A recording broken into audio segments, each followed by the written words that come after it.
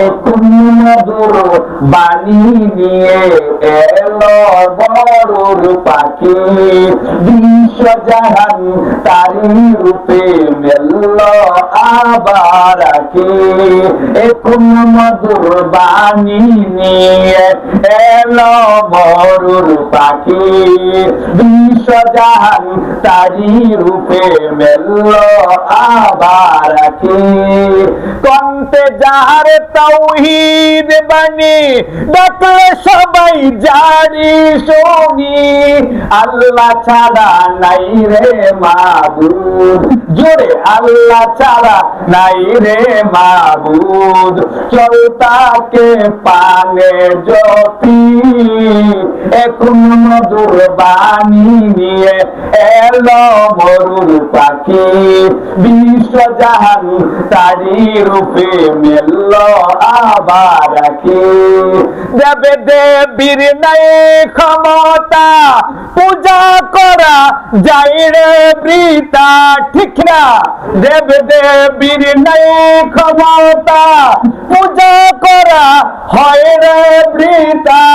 এই বিশ্ব ভুবন যে সৃজিল, তাহার নামটি জপি, এখন মধুর বাণী নিয়ে এলো মরুর পাখি, বিশ্বজাহান তারি রূপে মেলল আবার আঁকি। এটা রবিউল আউয়াল মাস। মানুষেরা আল্লাহ কিরকম জিনিস চিনত না। মানুষেরা আল্লাহকে বলতে বলতে আমার এই কেবলা কোনটা, এটা কেবলা না, কেন এটা কেবলা? আমাদের কাবা আমাদের পশ্চিমে, আমরা কাবাকে লক্ষ্য করে কেবলা বানিয়েছি।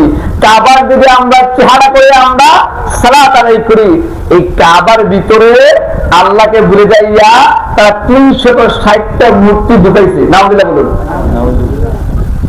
আমার নবী এই মিলাদের কারণে, আগমনের কারণে এই কাবা থেকে মূর্তি মুক্ত হয়ে এই কাবা আমাদের কেবলা হয়েছে। উচ্চ আওয়াজে বলুন সুবহানাল্লাহ, আল্লাহু আকবার।